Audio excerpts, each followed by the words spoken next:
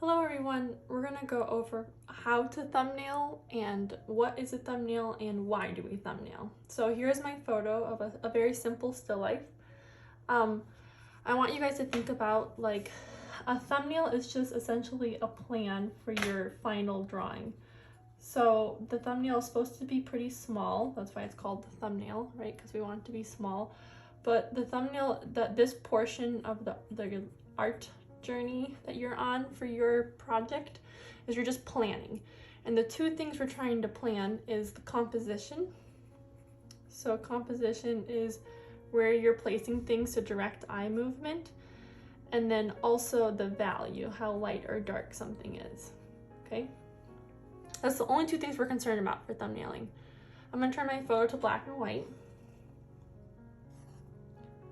so I can just focus on that. And then I've already cropped my photo to about where like how much negative space I want on each side, so you guys should do that as well. I could go in a little bit more, so maybe I'll do that. That way it's just going to be a bit more simple for me to understand when I'm doing my block in negative space. So thumbnails are not big sketches on our paper. That's more of like a sketch or a drawing. A thumbnail, you always want to draw the little square on your paper. And what this is representing, this first square that we're drawing, is the final paper or canvas, right? So this is trying to represent like how big your canvas is, or like the dimensions. So if your canvas is like a really long, skinny canvas, your thumbnail should look like that. So then from here, I'm gonna first take a measurement of my objects. So I'm gonna say that like this is the widest part right here, the bottle, and the widest part on this side is gonna be the corner of this box. So I'm gonna take my measurement, and that's 1, and I'm gonna go 1, 2 and a half. So it's 1 by 2.5. So it's really tall. Remember that I establish how big 1 is on my paper. And a lot of times what happens with me, at least, is I always think 1 is too big. So this is my first guess of where I want that 1 to be. And then this is going to be the bottom. I think I want it a little bit more over to the left side. So I'm going to move over my tick marks to the left side. So this is my first guess again. Maybe I don't want it that far over. So this is my 1. And then I have to check to make sure that this measurement is going to be correct. So then I'll take it this way and go 1, 2.5. So that's almost at the top of the paper. So my measurement for 1 actually needs to be a little bit smaller than what's already there. Just a little bit though.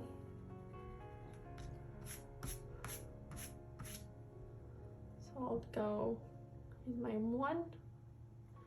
I go 1, 2.5, and the half's gonna be almost up to here. So I could draw like this box shape that we've been talking about in class, or you could just leave it at the tick marks.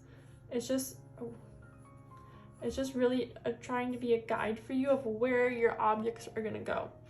I left more space on the right side because I want it to be a little more off-centered, and I like kind of like the cast shadows, and like the cast shadow here is going pretty far out. So I want to make sure I have enough room to complete that thought. So then from here, I'm going to do my envelope shape.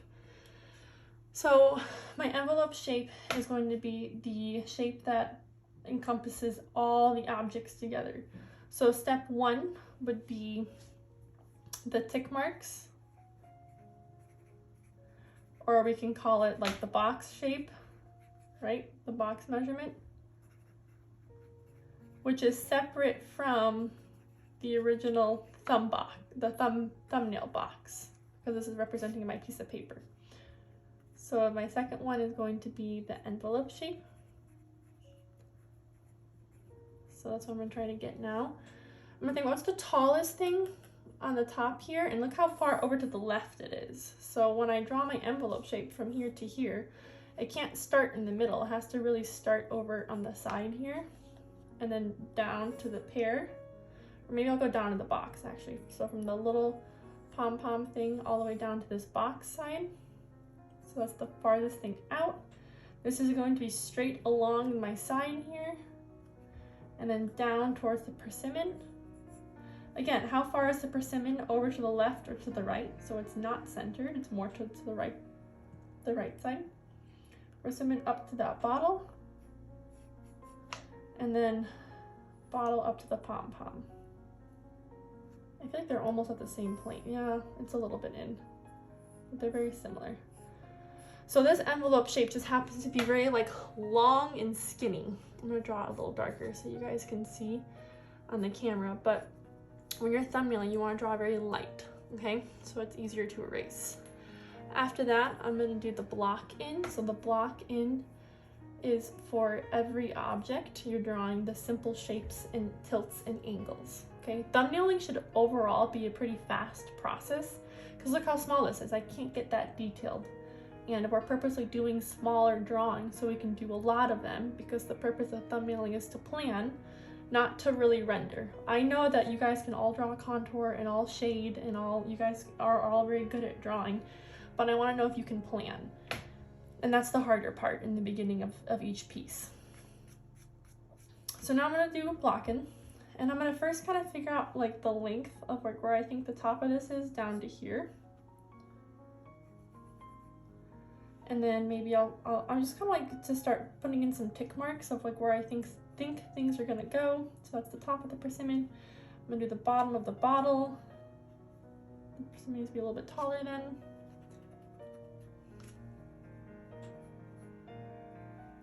Where do I think the pear is gonna go?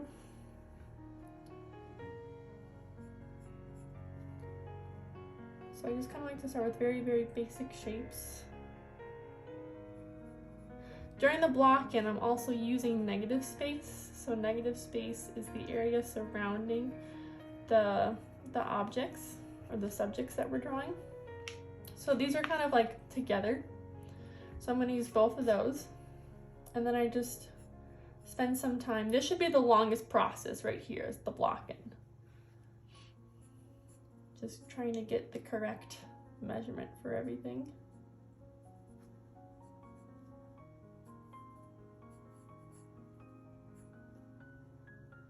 I want to make sure that between the blue bottle and the pear, there's a space between there, that the negative space is there. The bottle, I think, is too short.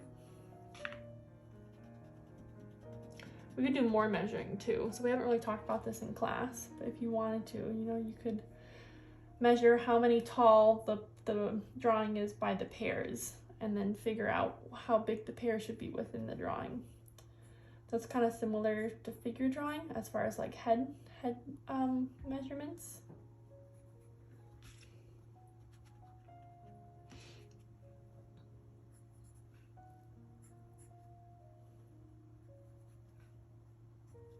So I'm just going to say very blocky with everything.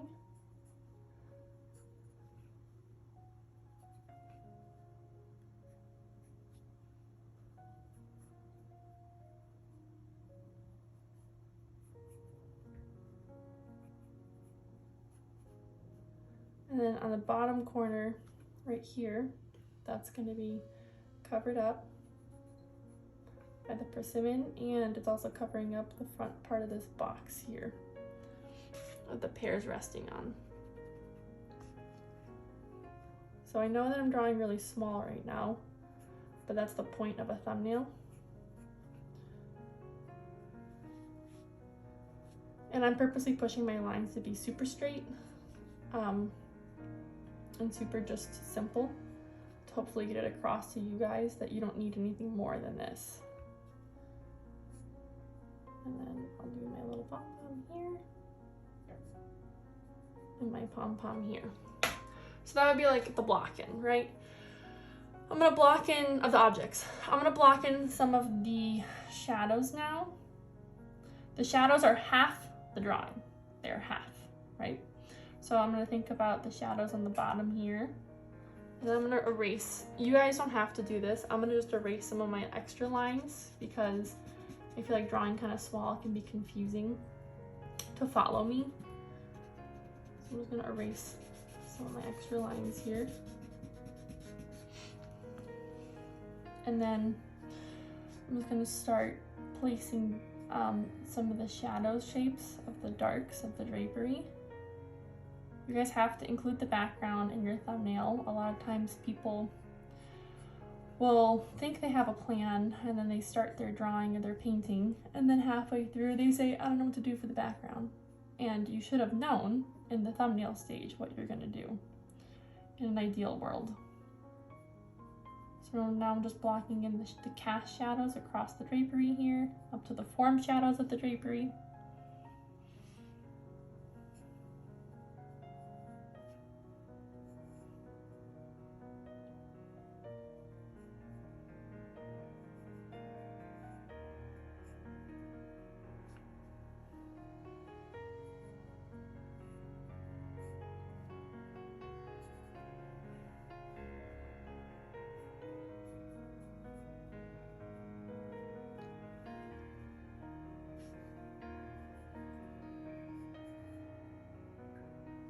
This is all, it's all very confusing over here.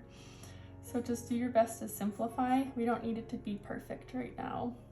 You want to do your best to get it accurate, but just worry about the lights and the darks more than anything else, making sure that those are accurate. I'm just gonna group that kind of all into one big dark shape and then one big light shape. So this is my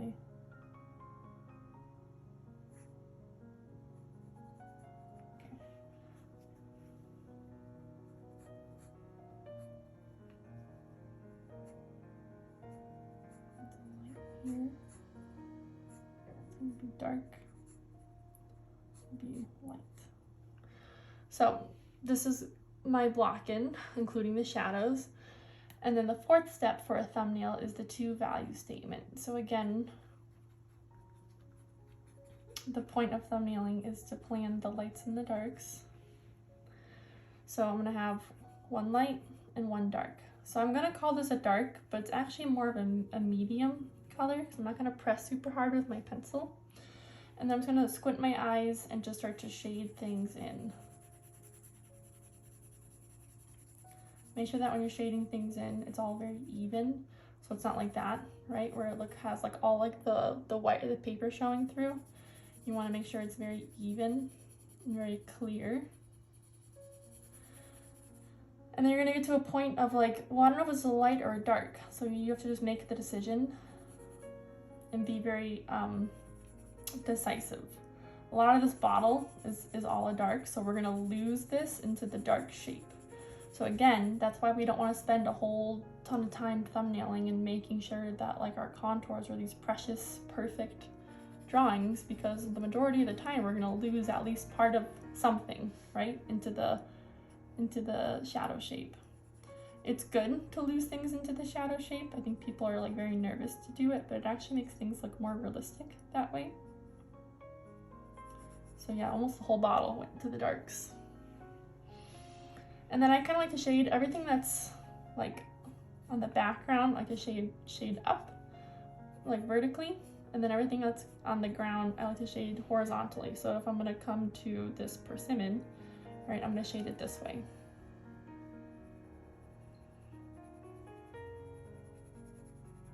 You can shade it any direction, really, it doesn't matter, but I just kind of like to think about where things are at in space. There's a cast shadow on the pear from the bottle, so I'm gonna make sure I get that in there. And then I would switch and shade the pear vertically. I just think it makes a thumbnail look a little bit more finished if there's some thought to how you're shading things.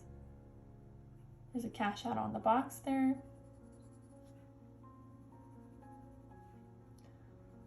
The persimmon leaves are all dark, so I'm just gonna block that all as a dark. This is the most confusing part for me personally. Maybe somebody else would disagree.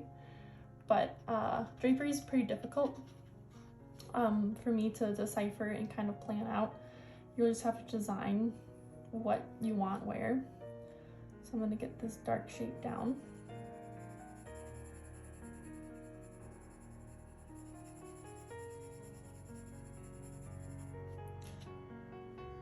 And then I'm just gonna go back and clean up anything in the light space that I don't need.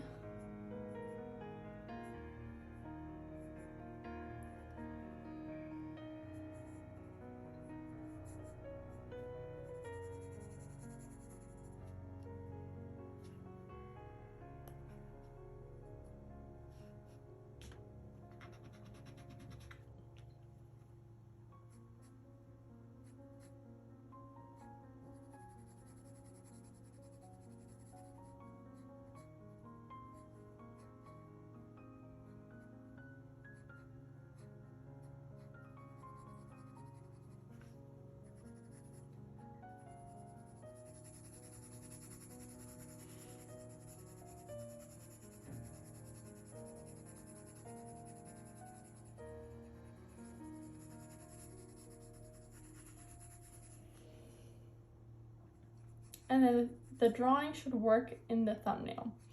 So if something's happening in the thumbnail that is confusing, like I just feel like this area is really confusing, that means it's not gonna work in the final that you're gonna do on a bigger scale. It has to work small scale. So that's something that I would have to sit here and kind of figure out a little bit more. I kind of shaded a little too dark there, but then I would add a third value once I was done with the 2 value statement, and I would add just one more to make it a 3 value statement.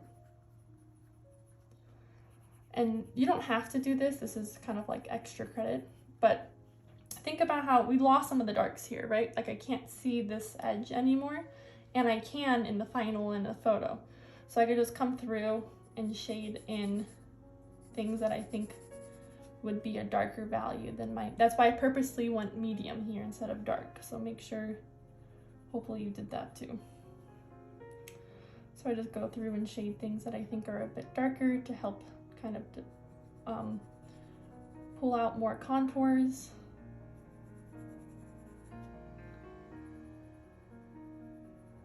And then I could erase highlights. So this is all we really need to focus on for a thumbnail. This took me about, I don't know, 10 minutes or so, maybe 15. And then we would move on to the next, right? So we don't want to spend the whole time on them because we are just trying to pick what's the best option for our drawing. So I'm not trying to draw and render a pear right now. I'm trying to just draw the composition. So let me know if you guys have any questions on like how to simplify something. I think that's the hardest part, is just like knowing where and how. But again, just remember that we want to get the main part of the thumbnail. The main part of a thumbnail is just planning, and that's the purpose of these little drawings, these little studies. So then I would do my next photo of whatever other orientation I had all these set up as, and then I have 2 to pick from that I can look at as a translation into a drawing and figure out which one's stronger from there.